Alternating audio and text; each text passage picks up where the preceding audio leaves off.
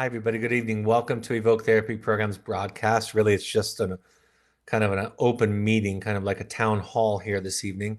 Maybe that's what we should call these. What I've been thinking about the last few days is this idea that a couple of ideas. Number one of the things that I know as a therapist is that what can help us through our pain, even our fear, is the sense of being connected. When I've worked with people who've experienced loss and pain that I cannot fix, they still find some comfort in not being alone. I think I've shared the story that after I was diagnosed with MS several years ago, I called a friend, not even a close friend, not my best friend, but on the way home from the doctor, a friend who I knew had several members of his family who had multiple sclerosis. He's actually one of the Osmonds, and several of the Osmonds, the Donnie and Marie Osmond family, several of the Osmonds have multiple sclerosis. So I called him and I just said, "Hey, Tyler," and I got choked up and I said, "I was just diagnosed with MS." And he's a young guy, he's in his 20s, and he said to me, "You're not alone." And I didn't even know that I needed to hear that. And I took some comfort in that immediately. So part of what we're trying to create tonight is just some resources, just some connection. Like I said, it won't be content heavy. The other thing I've been thinking about a lot lately is when our sympathetic nervous system, which is the part of our nervous system that gets us alert and ready to respond to a threat, gets alerted or goes online, right? And our adrenal glands are triggered from our brain to release epinephrine into our body, or adrenaline, same thing, into our body. That produces our ability to respond physically quickly to a threat or to a danger. And it can be dangerous if we don't have an outlet for it. It can be harmful, especially if we are exposed to chronic, moderate, and low levels of anxiety. It can affect the heart. It can affect our arteries, our veins and arteries, in terms of how they respond to how they become less elastic. It can increase our blood pressure, and maybe most importantly, at the time of COVID-19, it attacks the immune system, and none of us need that right now. So we have two choices when we are upregulated, when our nervous system is upregulated. Choice number one is to do something, and that can be helpful. Working out, finding a project. I talked about that the last two nights, doing something with that extra energy. Somebody was tweeting today about stress cleaning. That can help to do it. I've had the opportunity, luckily, to be working still, and so this helps me with some of the stress that I'm feeling, and also it provides a distraction, because nobody can be consumed constantly with the threat and the energy that's out there, the anxiety. So number one, we can do with that energy that's produced by our body naturally is we can do something. But with this particular challenge that we all have, sometimes there's not a lot to do. And we are limited in some of the activities that we can do. We can walk, exercise at home, but we're still limited, some of us. So the second thing we can do is do what we need to do to down-regulate the nervous system. And one of the ways that we can do that is through meditation.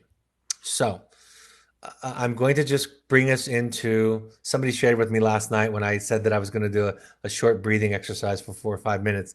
They emailed me and said out loud, they said, "No, I'm not going to do this." And then they decided to do that and said that it might be helpful. So we're just going to practice some square breathing, where we're going to breathe in for a count of four and out for a count of four. And I might give you some other guidance doing it.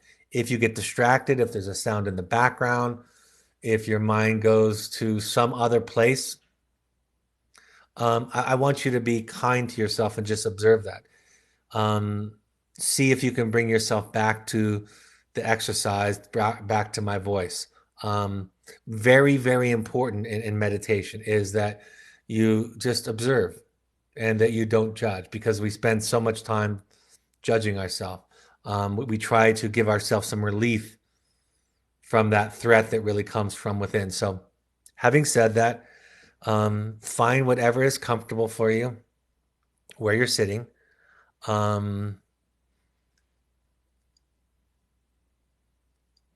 Take a couple of moments. I'm going to start us on an exhale. I'm going to tell you to exhale, and then I'm going to uh, tell you to breathe in. Well, actually, I'm just going to do it. So if it helps you to close your eyes and lower your breath, lower your gaze or close your eyes, you can start with that.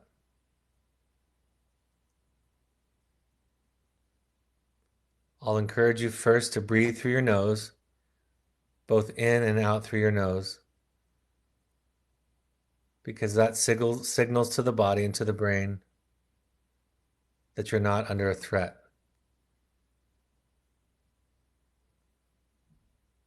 And just observe your breath. You don't have to change it or slow it.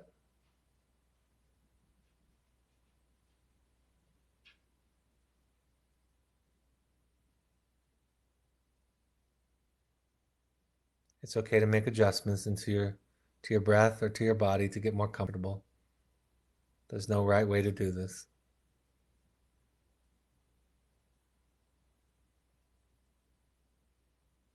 Sometimes when we observe our breath, it does tend to slow.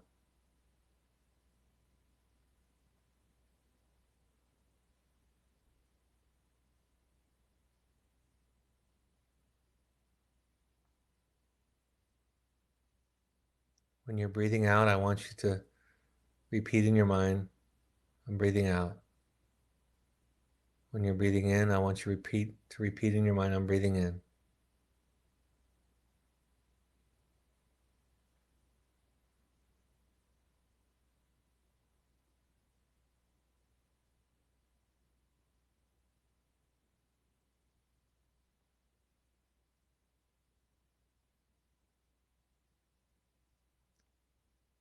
Now I'm going to invite you to deepen your breath on a 4 count.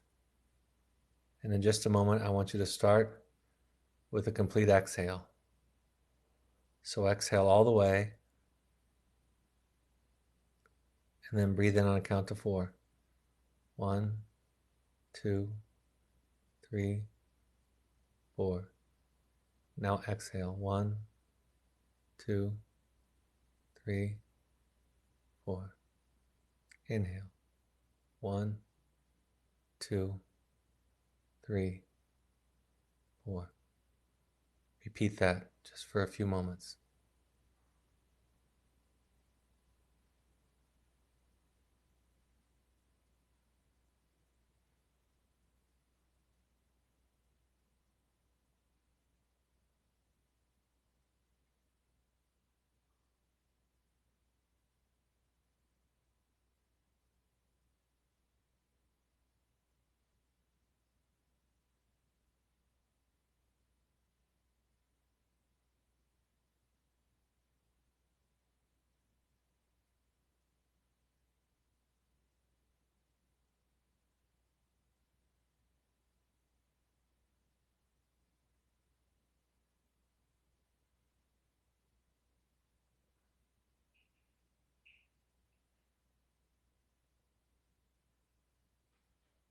You can repeat in your mind when you're breathing in, I am breathing in. And on your exhale, you can repeat in your mind, I'm breathing out.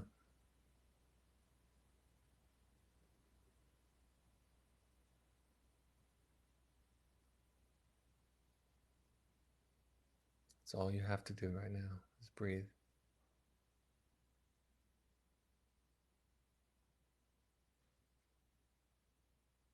There's nothing else you need to do but breathe.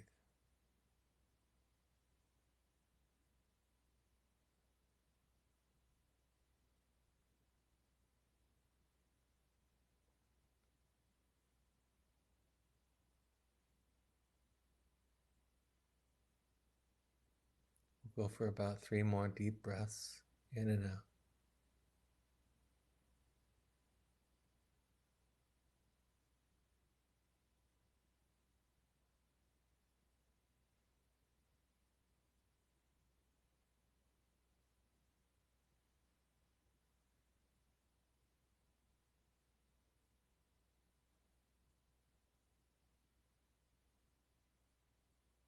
If you want, before we open your eyes, just notice if there's any part of your body where you're holding tension. And go to it. Be kind to it and offer it to release itself from the tension.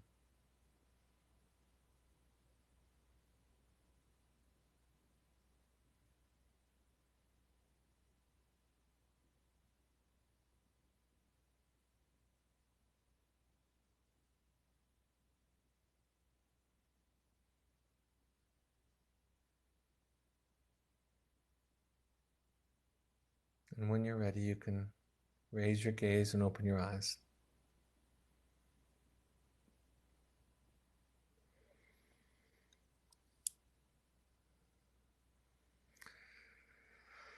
Thank you. Welcome. I'm just going to take some comments and questions. For those of you who may have joined us a little bit late, there's no format that's formal for this. This is just me providing a venue to connect. On Monday, we're going to open this up and we're going to have the names be public. So we'll announce that on our invitation, and I'll announce it before I make them public, so that you can have a chance to log out if you want to keep yourself anonymous. But some of you actually know each other, and it'd be nice to connect. So I'll just read some of the comments and some of the questions. Somebody says here, let me see if I make this go like this.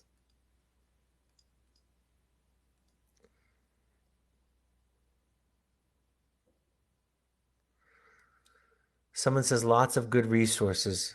The Center for Mindful Learning in West Los Angeles had a webinar today, opening up their programs for free. Beautiful. Thank you. I'm just going to cut and paste these for all of you to see.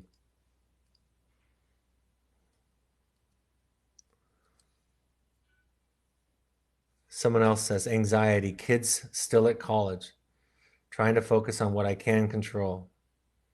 Anxiety, I assume they are not staying home. Both are in cities that are on lockdown. Anxiety, if they come home, and old roles and triggers will be there, as they are now adult children, and will have their own schedules and schoolwork to do. Fear of them coming home, but yet wanting them to come home. That's really well said. I think that's the way that a lot of people are feeling. I had a friend today. I thought this was, I don't know if this applies to you, but I thought this was incredibly intelligent and insightful. Somebody living in a big metropolitan area has a young adult coming home soon, and they decided that they were going to offer that child an Airbnb close to where they live. So they were close enough that if there was an emergency, they could get to each other. And this child wouldn't even think of it as an insult, but it really provided them the space that they needed. It's hard to move back in. If I had to move back in with my mother today, that would be hard for me, and that would be hard for her. So I thought that was a really ingenious idea and a really intentional, a mindful way of looking at our triggers and finding some alternative solutions. In general, with our anxiety, it's important to notice it and to be responsible as best we can to limit our triggers, right? Find ways to not expose ourselves to our triggers. That's healthy self-care. And most of all, that we are kind to ourselves. Every family in the world, every family I've ever met, experiences some regression when they get in close quarters for any length of time. You know that from holidays. And so be kind to yourself about that regression. Be kind to your children about their regression. Even if they're young adults, you might think of them as more like peers or adults, but they're really just 12-year-old children to you. They'll always be 12-year-old children to you in a deep psychological way. And so just be mindful of that. I think I shared with you last night that Ben Lerner, Harriet Lerner's son, who wrote the novel, the Pika School, New York Times bestselling novel. And she was sharing this story about her son in his sophomore year of college. And as he was being picked up by his father and driving home from the airport during the holidays, Ben said to his father, Harriet tells the story, he said, I can feel the layers of maturity coming off me the closer that I get to home. And that's not an indictment, folks, on anybody. I think we have this idealized idea about how we're supposed to be. This time is stressful for all of us. And the kinds of situations and circumstances that we're going to find ourselves in are not going to be easy for any of us to negotiate. So I love what Thich Nhat Hanh says. He says, treat your anxiety like you would a little child and say, I'm here for you. It's from a book called You Are Here, one of my very favorite books, You Are Here by Thich Nhat Hanh. And he says, treat your depression and your anxiety like you would a little child and say, I'm here for you. What do you need? I think so much of the time when we think about little children, we think about what we're going to impart to them, but what little children need is just to be listened to and understood. And I always like that idea of taking the feeling, the vulnerable feeling, the uncomfortable feeling, and holding it like I would a little child. And remembering that your anxiety and your fear is connected to the things that you care about. I'm just going through some of the other comments. Thank you for that one.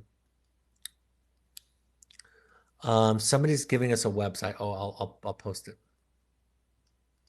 Takes me a second to post it the way that I'm doing it so that I can keep everything confidential.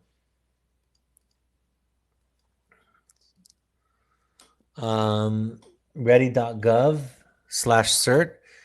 Here's the program I am volunteering with. It's part of FEMA, and there are programs all over the country. Can you tell us a little bit about I know what you're talking about because we talked today on the phone, but can you tell us a little bit more about the kinds of things that they're providing for people? I'll go back to that.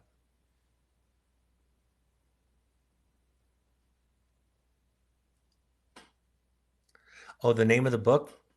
You Are Here. And I'm going to spell Thich Nhat Hanh's name for you because it's not how you would think. It's THICHNHATHANH.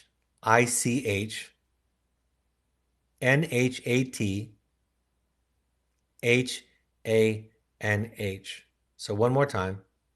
Maybe you can write this on the public one. Keisha, while I'm saying it, just type it in and press return on the public chat. Thich Nhat Hanh, THICHNHATHANH.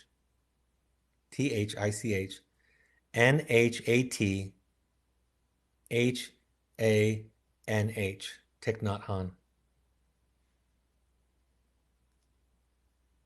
Wonderful. You Are Here. Someone else has another resource. This makes me so happy.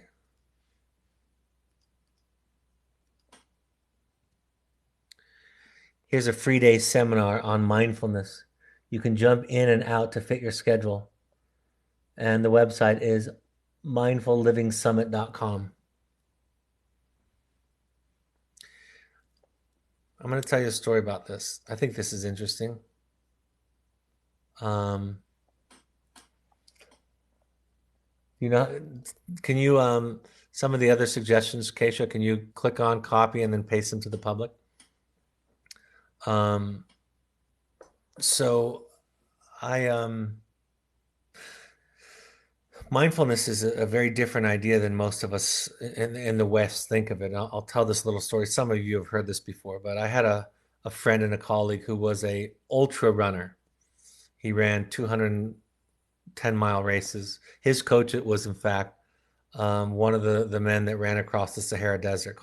They did a documentary called Running the Sahara. My friend was studied under him or trained under him. And when I was training for my Ironmans, I asked him one time, his name is Will Laughlin. And I asked Will, I said, Will, what advice do you have as I get prepared for, I think it was my first Ironman.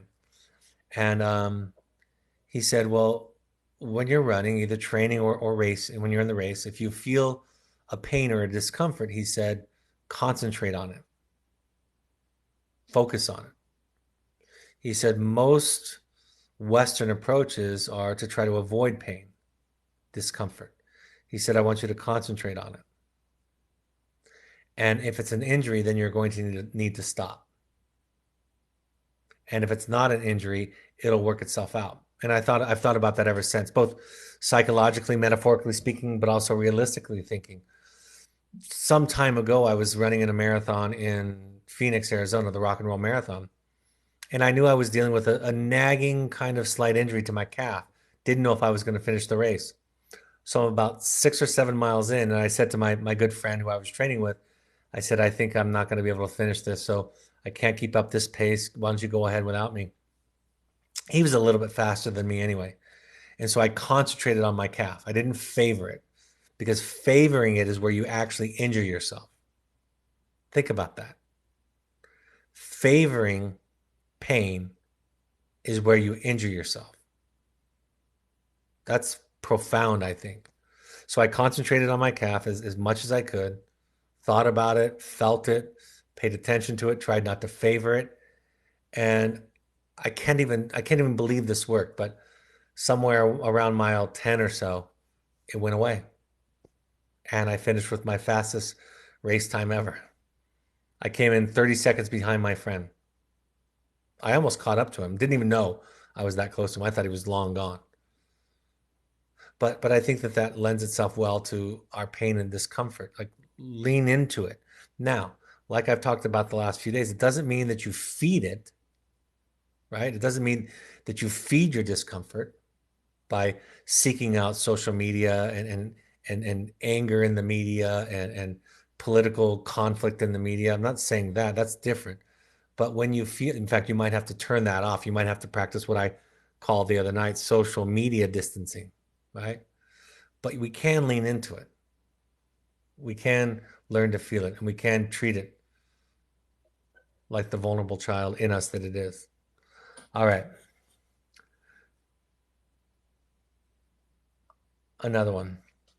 There's so much fear, and perhaps rightfully so, about COVID-19. And what if we subscribe to the philosophy that life is always working out for us, that there is an intelligence far greater than humans at work, that all is interconnected? What if the virus is here to help us, to reset, to remember what is truly important, reconnecting with family and community, reducing travel so that the environment, the skies, the air, and our lungs get a break? Parts of China are seeing the blue sky and clouds for the first time in forever, with the factories being shut down. Working from home rather than commuting to work, less pollution, more personal time, reconnecting with the family as there is more time at home. An invitation to turn inwards, a deep meditation, rather than the usual extroverted going out to self-soothe, to reconnect with self. What is really important to me? A reset economically, the working poor, the lack of health care access for over 30 million in the United States, the need for paid sick leave. How hard does one need to work to be able to live, to have a life outside of work, to face our mortality, check back into living life rather than simply working, working, working, to reconnect with our elders who are so susceptible to the virus, and washing our hands. How did that become a new thing that we needed to remember? But yes, we did. The presence of grace for all. There is a shift underway in our society. What if it is one that is favorable for us? What if the virus is an ally in our evolution? I think this is the same. In our remembrance of what it means to be connected, humane, living a simpler life, to be less impactful, more kind to our environment, an offering from my heart this morning, offered as another perspective, another way of relating to the virus, this unfolding, this evolution. It was time for a change. We all knew that. And change has arrived. What if? And the above is by, I'll try to pronounce it correct, Gurpreet K. Gill. Somebody said to me today, I was talking to somebody, just reaching out to connect. And somebody was saying to me today that they were looking for those silver linings. And I think I'm hearing this now in the dialogue. I think I'm hearing this awakening, this to talk about how the canals in Venice are clearer than they've been in decades, that the dolphins are returning to the shores in Italy, right? Some of the things that are mentioned in this prose that we just read. Um, People reprioritizing and finding out what's important. When I got multiple sclerosis, I was at the doctor yesterday. I had to get my monthly infusion of medication, which was a scary place to go to a hospital clinic, but I have to do that. And uh, the nurse was asking me about it. I'd never seen her before. I think they were limiting the nurses, and so the nurse that was giving my infusion, she said, "How was it? How long have you had it? How's this medication working?" And I said, the first 2 weeks I was pretty depressed. I felt pretty hopeless. It lasted around 2 weeks. But then after that, it's been a gift. After that, I've been grateful. My symptoms are pretty mild, pretty moderate, and are mostly manifested by numbness and tingling in my hands and feet. And on bad days, it grows a little bit more. Sometimes I have a pain in the neck because that's where most of my lesions are. But what it does is it reminds me every day for what I do have still, that I can touch the ground and feel it. Thich Nhat Hanh, the Buddhist monk, in the book that I shared with you, he said, "What's the first thing that we realize when we get a toothache?" And what he suggests is when the first time we get a toothache, we think to ourselves, boy, I've been taking the non-toothache for granted. And I always think that when I get a cold, when I get sick, I realize how much I've been taking for granted my health. But mindfulness is to appreciate the non-toothache in our lives every day. And if we don't have a practice of mindfulness, maybe something like this virus can remind us of the things that we have forgotten about. Something as simple as washing our hands, but maybe just connection. I talked to a couple of people today just to reach out and connect. And, when I did, I heard from them that that's what they're doing. And so maybe we are being reminded of the things that we haven't been paying attention to. And maybe it can invite us to live a more mindful life when all of this is over. Another article that's being shared by somebody is a New York Times article. 3 ways to help teens manage anxiety about the coronavirus. Keisha, make sure you cut and copy that instead of just pressing the click. Sorry, I know you're getting trained on the spot. So, great resources.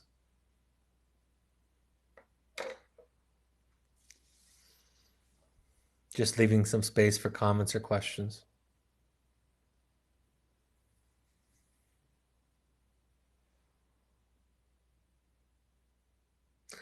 Also, I said this last night, but if there's anything you want from me or from us that could be helpful, we're happy to provide that.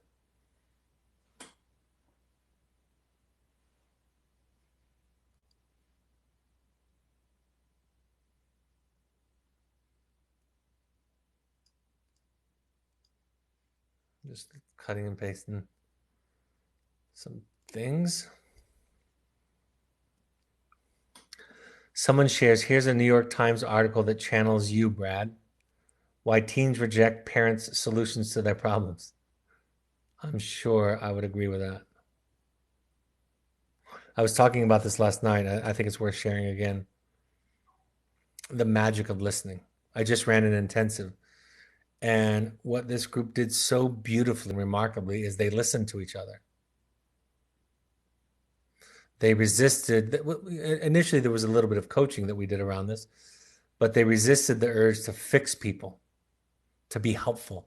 They resisted the urge to be helpful to each other when someone was sharing their painful story.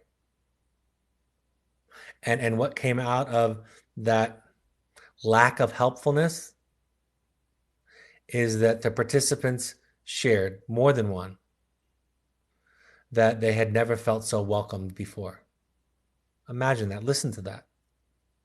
When we stopped people from providing solutions and helpful suggestions and ideas, when we stopped them from responding to the urge to be helpful,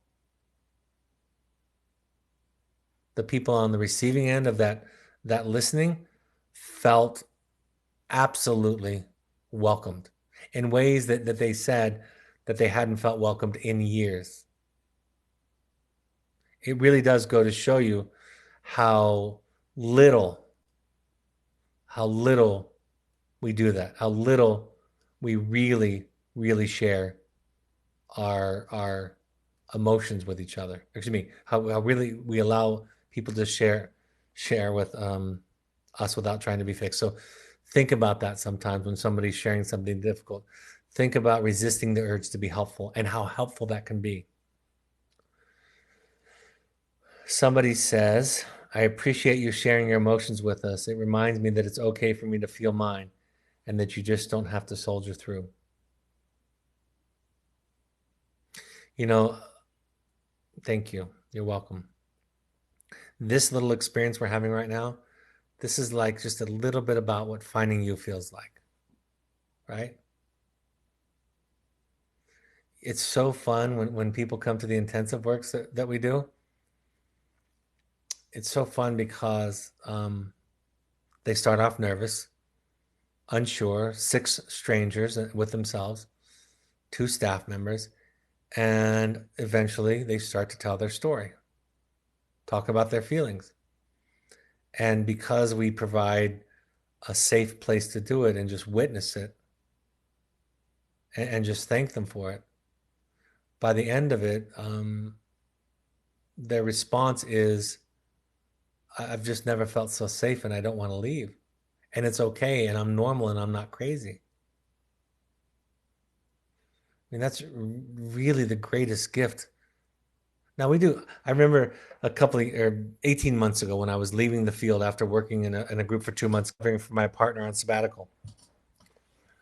I remember saying to the adolescent boys, it was my last day. They knew it was my last day. And I was saying goodbye to 8 boys that I had come to love. You can't not love them once you get to know them in that way. And I was saying to them, I was saying, and I had no idea I was going to get this emotional, but I said to them, I said, I just want you guys to know that I love you and that you're okay. And I said, and you've done some stupid stuff, but nothing even compared to the stupid stuff that I've done. So you've done some dumb things. We all have. Everybody does. But you're okay. And if nothing else you got from me in my 8 weeks with you, I hope you'll have my voice in the back of your head when you do that thing or make that mistake for the 20th time and it's the stupidest thing in the world and you want to condemn yourself to hell. I hope you'll remember my voice telling you you're okay. And I've made probably the same mistake, probably more than you have. And I couldn't say that without sobbing and crying during it. But that's and the reason I say that to them is because that's what somebody's done to me.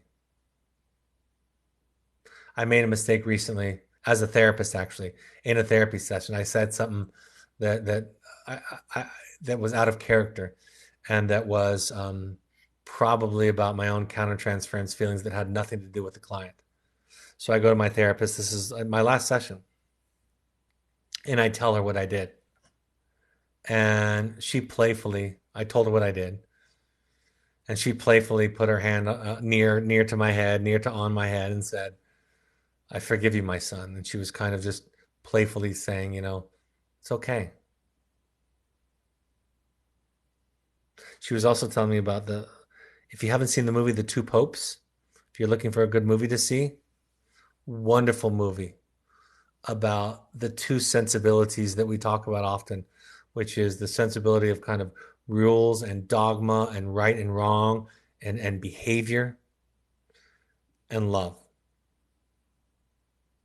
And there's this great moment in the movie where the outgoing pope is talking to the incoming pope. And the outgoing pope is talking about that he knew about the child abuse. And I won't tell you how that conversation goes, but Just look at that, watch that. It's amazing. The two popes. I'm just kind of copying them and then pasting them. Keisha. Keisha wasn't even planning to be a presenter on this, and I'm putting her into a role. My kids, somebody says, my kids are not anxious about COVID-19. They are stressed about managing things at the house with family, chores, structure, schedule, digital learning, and siblings. Yeah, I don't think most of the kids are as stressed about it. I think it's everything else. Today was, even though my wife stays at home with the kids, this is the first day that school was done from home for us. And I asked both the kids how it was, and they said it was miserable, stir crazy. And I said, "Would you rather be at school?" And I thought they were going to say no. I got to be in my pajamas and relax and have a soda or snack while I was listening to my history teacher. But they said no, they would rather be at school. And of course, they have the luxury of being kids and being innocent, and they also have the luxury that they're not in high risk group if they get it. Right? Our children are the least threatened by the virus themselves. So I'm grateful for that, actually. Grateful for that.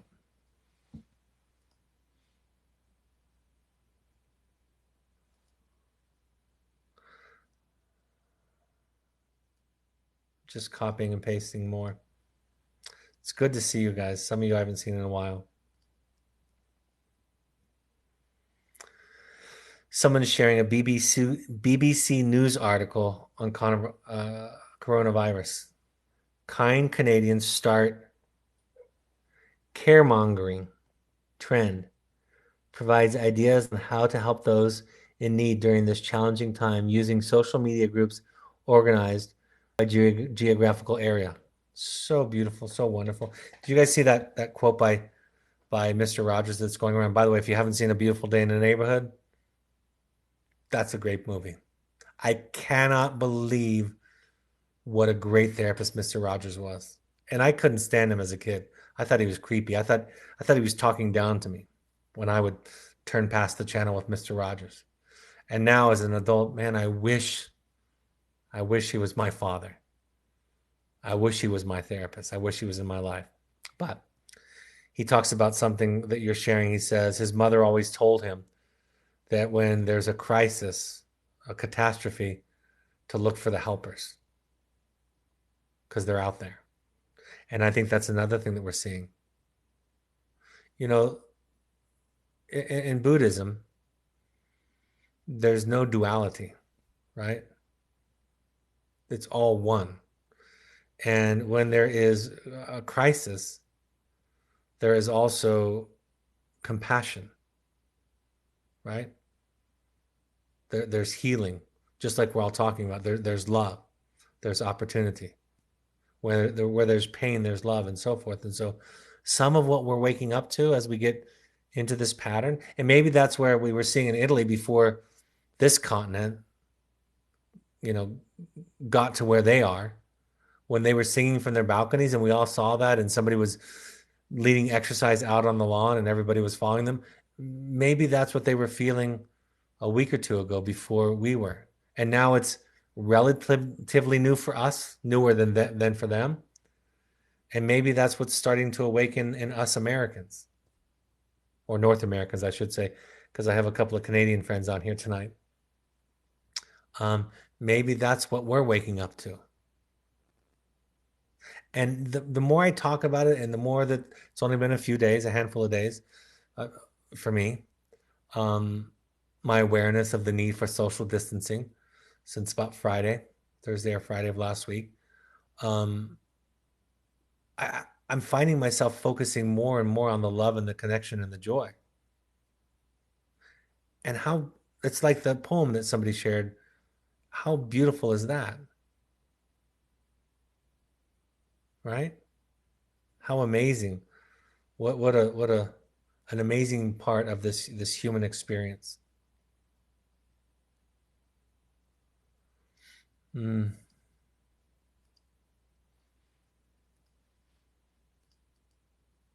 Just takes me a minute to cut and paste.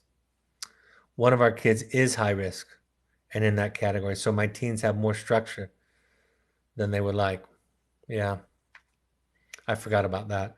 I'm in a high risk category because of the MS and I'm on immune suppressant. I'm not of the age where I would be in high risk, but I have to remember that it's not just age related, that people can have compromised immune systems or other health circumstances that can put them in a higher risk category for sure. And here is the link for the BBC article. I'm going to try to copy that. Copy. And paste it so that all of you can have it. I've just posted the URL for the BBC article on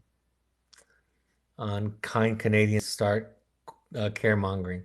Now, if it's an article about kind Canadians, right? If it's an article about kind Canadians, then that's saying something because Canadians are kind in general.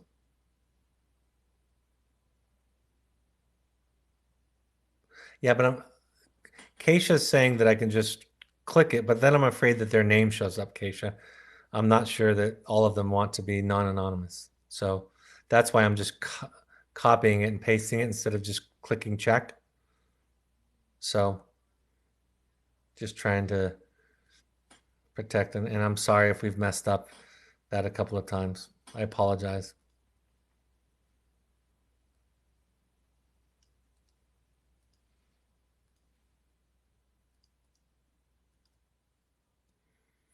I think challenges bring out kindness in all of us. Seems to be the case. I'm feeling it today. I'm feeling it a lot more each day as this goes along.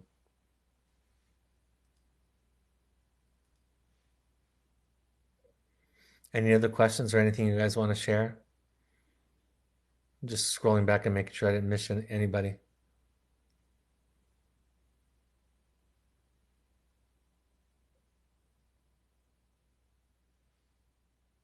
That's a good question.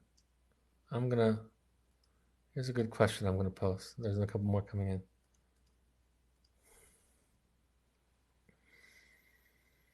Do you feel like you have to be productive? Well, in general, that's my problem. One of my problems. But during this time of social distancing, it's not the same for me. For me, I'll just speak for me, and maybe others can answer. You can answer these questions too.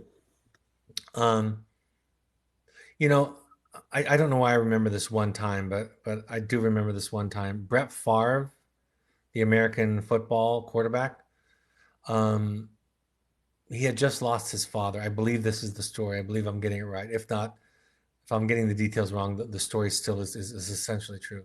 He had just lost his father. And then he went out on a Monday night football game as quarterback and had one of the games of his life.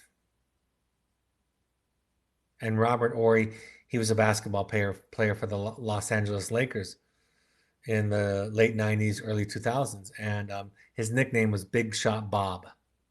And the reason that he had the nickname of Big Shot Bob is because Robert Horry in clutch really, really high pressure situations was known for hitting the clutch shot. And when they asked Robert Horry why he was so good in clutch situations, and he said, and again, I don't know if I remember the details perfectly, but he said, I lost a daughter. So missing a basketball shot is nothing. It's nothing. And Brett Favre was asked about why he had such a good game just days after his father died, and he said, because it's not a big risk, right? It puts life into perspective. Tragedy puts life into perspective, and so I don't feel like I have to be productive these days because I can't sit still. I have to be productive because it gives me meaning. And sometimes work is a good distraction. I can't feel it all the time. I can't feel the stress of it all the time. And it's nice. I was telling you, I was recording my book, just recording it to a computer because I'm doing the voice for the book I just came out with. And and it was 3.5 hours of a break. For 3.5 hours, I was doing something that would eventually be helpful. And so I think sometimes production can help burn off the energy that comes to us when our brain is telling us there's a threat. I talked about that earlier. That's why exercise works. Cleaning can work, doing other things can work, service can work. But sometimes it's not necessarily a negative thing to say, do I have a project? I shared last night and the night before, like if there's a book that you haven't read, I have a couple of recommendations for you all too. But if there's a book that you haven't read, if there's a project that you've been putting off, right? And I'm not saying to completely immerse yourself in that and dissociate from your family and from everybody, but there's some found time here, right? There's some found time that we can all put in. And you're not meant to be focusing on the problem 24/7. It's not good, not healthy to be focusing on the problem. These broadcasts, I'm doing them for you only if they're helpful. And this is the first live one we've done where it's just open, no format. It helps me. For 1 hour, I get to feel love for you and from you. So I generally have the problem of needing to be productive. That's something I work on in my daily life, but right now it can be helpful. Somebody says, not always do I have to feel productive, but I like to be productive.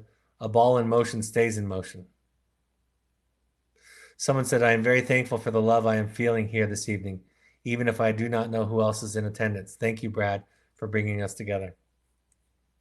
You're welcome. It's good to see you. Haven't seen you in a while.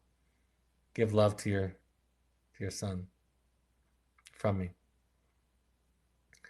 Someone says, not always lack of usual schedule, not always, sometimes, about the production question, not always, sometimes the lack of usual schedule brings out short-temperedness and snappy retorts. In response to challenges, bring out kindness in all of us. That is the ultimate goal and hope. Let me post this one because it's a little bit longer.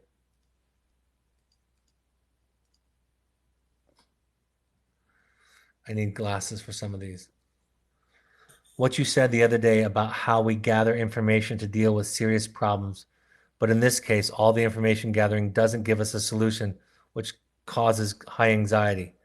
This really helped as I know a few white males, high paid, at the top of the food chain, freaking out about whether their wives bought enough groceries.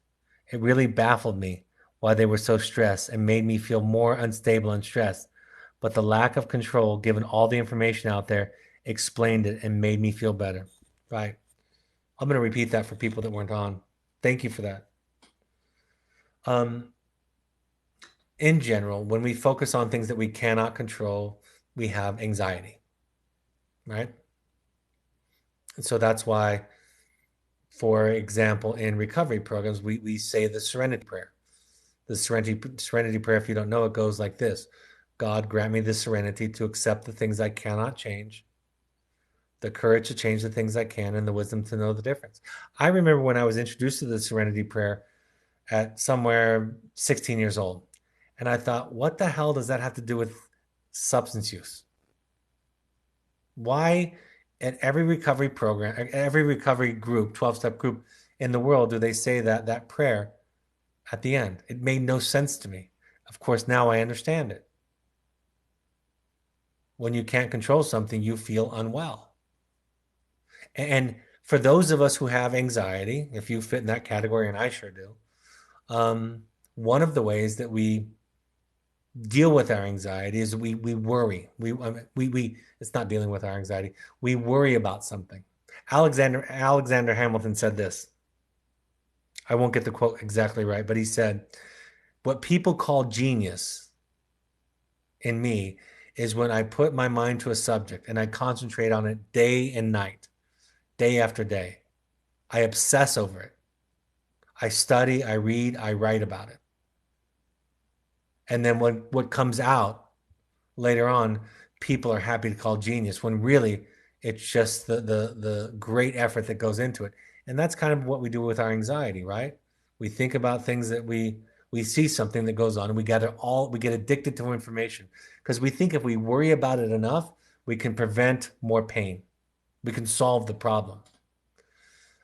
Some of this we cannot solve by doing. In fact, some of it we can only contribute to the solution by doing less, by staying in some ways.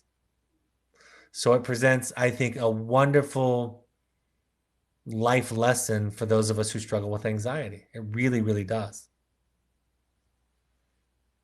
And what I said the other night also is maybe it gives us a little empathy for our children because this is the way the world feels to them a little bit more every day. Not the exact same, but now you can understand why they resort to self-medicating and escapism.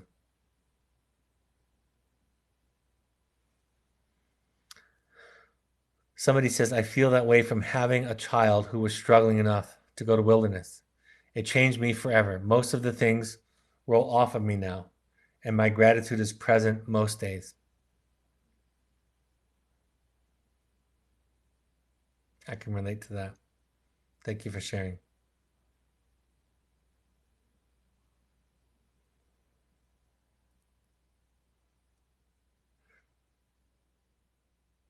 Hold on, I'm just reading this. Somebody just said that the silver lining for them is that their child is here in the program instead of in the big city that they live in.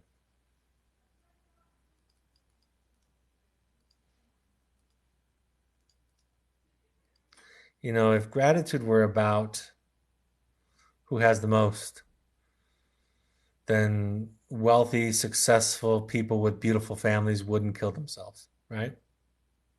And everybody who's struggling financially or had health problems or had family difficulties and trauma, they would, right?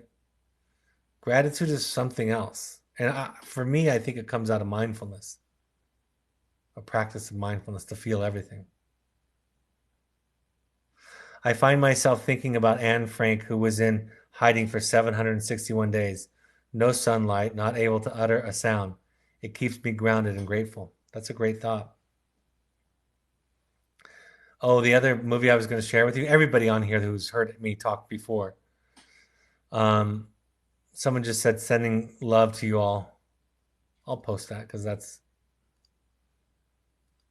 you should all see it, not just me.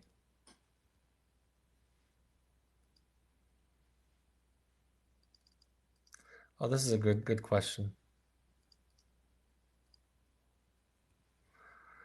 Um, the movies. If you've been to Evoke or talked to me, um, this is something that has given my life meaning and perspective in times like these because I think we get very myopic sometimes in our lives. That then I think this virus is expanding our awareness, as a lot of you are sharing.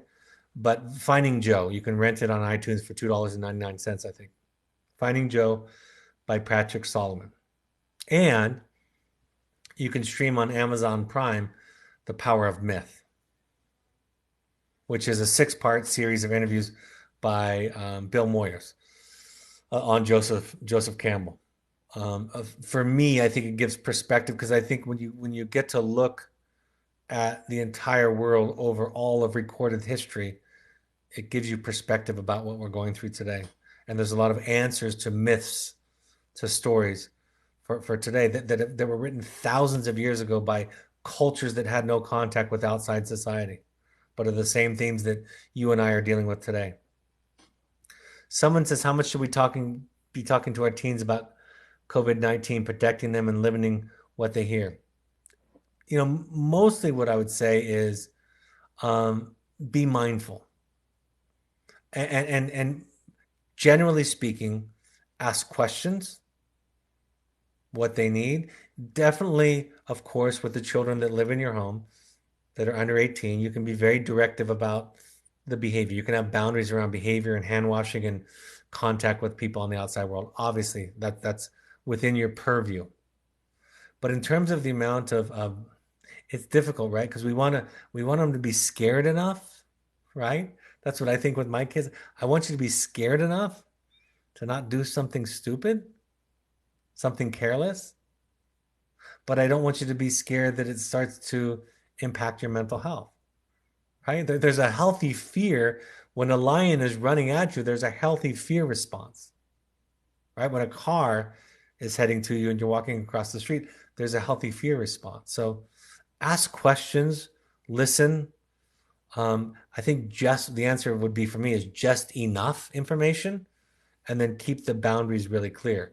But be mindful of the fact that our need and our anxiety can easily spill on over to them. Absolutely. All right, it looks like we're out of time. So someone says one last comment.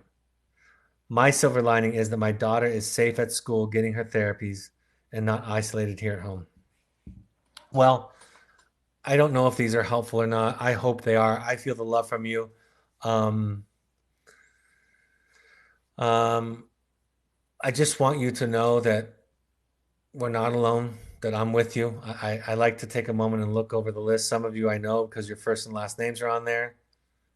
And I've met you and talked to you, and it's good to see some old friends. And I wish we were re-meeting under different circumstances. Um, Somebody said my son just said, tell him I'm incredibly grateful for Evoke. That makes me happy. Someone says, thank you. We love you all and are grateful for everything. My kiddo can't wait to come back for a refresher. One more. Somebody said that was amazingly helpful. Intellectually, somebody says, I'm aware that we are not in total control regarding contracting COVID. That said, I see so many ways to find authority. We can follow medical hygiene protocols. We can be role models to our kids who struggle through demonstrating flexibility to challenges and how to weather disappointments related to COVID with grace. As you say, the silver linings are becoming obvious. We are beginning to solidify as a community. We are supporting each other. Thank you for these meetings online. For me, I feel connected to you and the other participants, and this is greatly comforting. Thank you. Happy birthday. Just wishing somebody a birthday. All right. I love you guys. And thanks for being part of the family tonight. I'll do this tomorrow at 11 o'clock Mountain Time. And then on Monday, we're going to do it where you can see each other's names. We'll make it very clear so that if you don't want your actual name to be on there or just your first name or just your initials, I would love to see each other in at least some way, even if it's just initials. And especially because some of you know each other and some of you have attended intensives together and some of you are friends and some of you have been to parent support groups together and some of you have had children in the same group. So I feel so honored to be here tonight, to be the hub of this wheel for this discussion tonight. I love you so much. Take care. Keep safe with your families, and we'll talk to you tomorrow. Bye-bye.